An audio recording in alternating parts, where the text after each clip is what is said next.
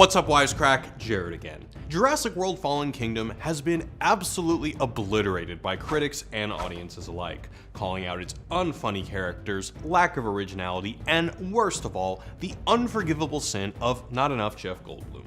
Now, there's a lot to be said about how the latest Jurassic movies haven't amazed us in the same way that Spielberg's 1993 original did, but at least Jurassic World seemed somewhat aware of its inherent shortcomings. Let's be honest. No one's impressed by a dinosaur anymore.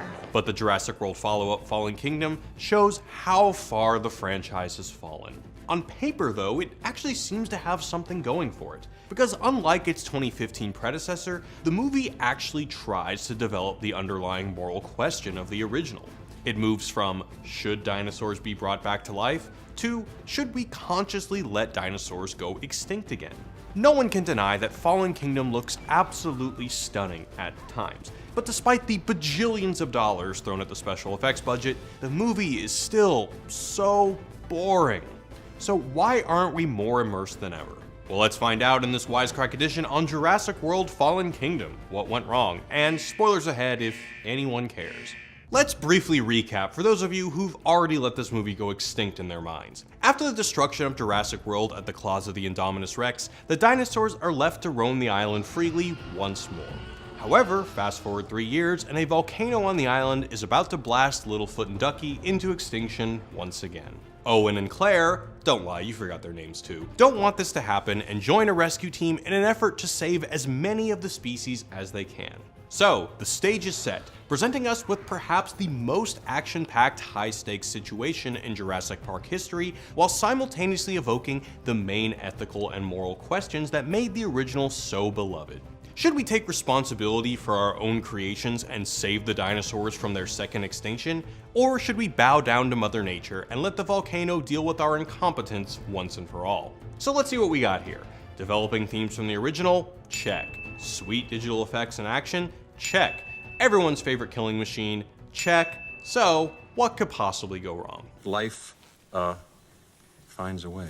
By contrast, the original Jurassic Park came out 25 whole years ago, in a time when CGI was still in its infancy. So it shouldn't surprise anyone that the handful of computerized dinosaurs featured in the original aren't exactly up to par with today's CGI.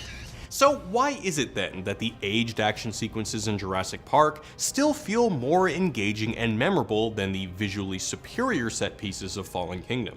To answer this question, we need to go back to the man who started it all, Steven Spielberg. In his own words, Spielberg avoided making just another monster movie. This was not going to be a genre of horror, science fiction, fantasy. He didn't want Jurassic Park to revolve around scary monsters chasing after helpless one-dimensional characters. Instead, he wanted the film to focus on the journey of a group of relatable characters who have to deal with the reality that dinosaurs have been suddenly brought back to life. For Spielberg, the original Jurassic Park was a human story, not a dinosaurs eating people story. It's not just about the visual spectacle of witnessing a man getting eaten off the toilet by a dinosaur, but the emotional journeys of the characters. And it's with this knowledge in mind that we uncover why this is infinitely less yawn-inducing than this insanity. Take, for instance, the now iconic T-Rex scene in Jurassic Park. Just as our protagonists are passing by the enclosure of the king of all dinosaurs, the park's power grid is suddenly turned off, leaving the mighty Rex free to go wherever she pleases. The biggest man-eating animal in the world escapes, and our protagonists are the first prey to cross her path. What follows is a roughly 6-minute action suspense sequence in which our protagonists try their best not to get eaten. Seems pretty straightforward, right?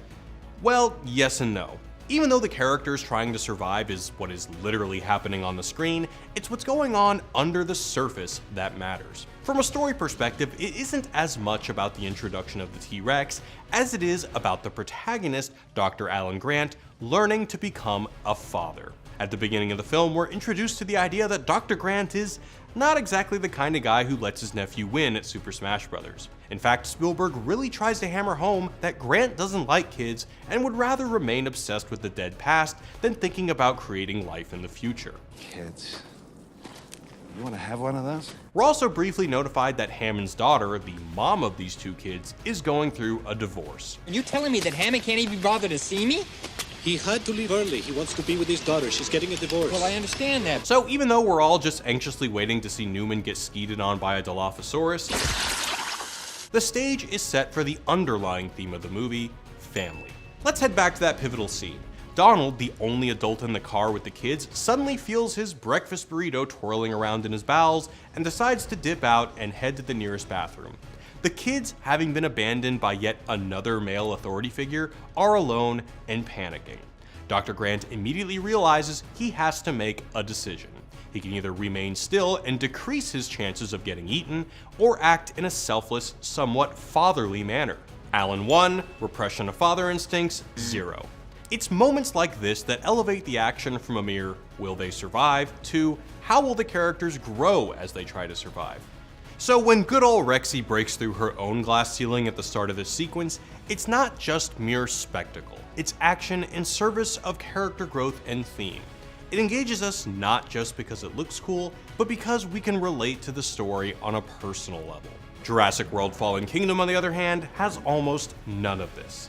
Sure, at the start of the story, we're reintroduced to the moral and ethical questions surrounding the survival or demise of the dinosaurs on the island. Do dinosaurs deserve the same protections given to other endangered species, or should they be left to die? But we learn next to nothing about the internal lives of the protagonists. So even though its main action set piece might be visually far more impressive than the T-Rex scene, without this underlying layer, what you see is what you get. Chris Pratt running away from dinosaurs and lava. It might be a feast for the eyes, but it starves us emotionally. Let's look at another example from the original. Right after the T-Rex breakout scene, Alan has to try and save Timmy, who's still trapped in this car. Unfortunately for them, this tree can't hold the car's weight and it's about to drop and crush our protagonist to death. In Fallen Kingdom, we see a similar action sequence unfold when Claire and Franklin have to climb a ladder to escape a hungry dinosaur who's only barely being held back by a dripping wall of lava. Doesn't seem too different from the falling car setup, right? Well, the difference here is that this moment in Jurassic Park isn't just a random moment for the sake of suspense, but that it, again, serves to develop the theme of the story. Just like coming out of a treehouse. Did your dad ever build you a treehouse? No. Damn it. Alan is again forced into a position in which he has to act as a father in order to save Timmy's life. And even the climax of the sequence, with Alan and Timmy miraculously surviving the car falling down on them, serves a purpose. Instead of just being a cop-out cliche to trick the audience into thinking that the characters have died, At least you're out of the tree. this moment is used to show the metaphorical rebirth of Alan like a dinosaur from an egg. He's no longer the dinosaur-obsessed, child-averse man he once was, but instead has embraced the possibility of being a future father.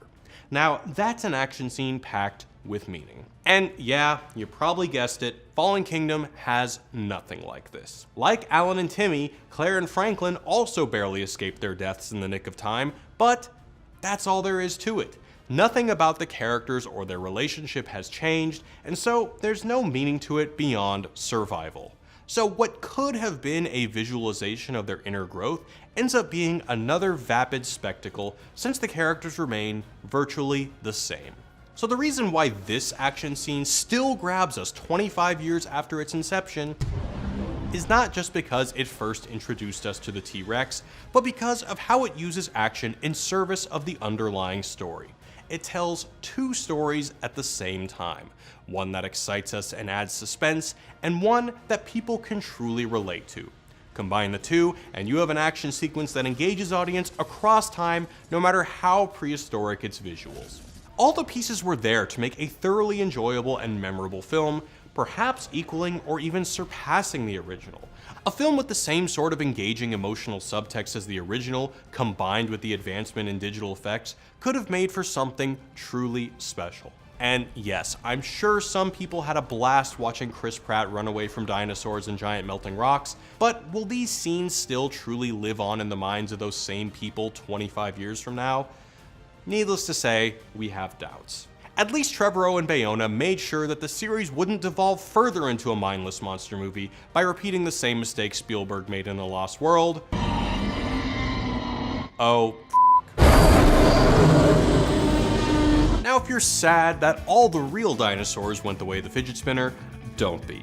There's actually plenty of prehistoric monsters that still roam the earth, and to the best of my knowledge, none of them will go all Newman on you. Take for example the great salamander, who for the past 160 million years has remained relatively unchanged. And there's a version of it that's so nasty that early American settlers named it after hellspawn.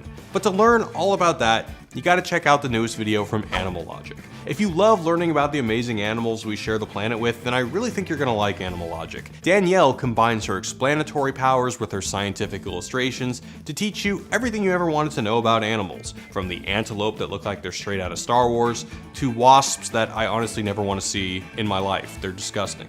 If you love animals as much as I do, click here to check out Animal Logic. Thanks for watching, guys. Peace.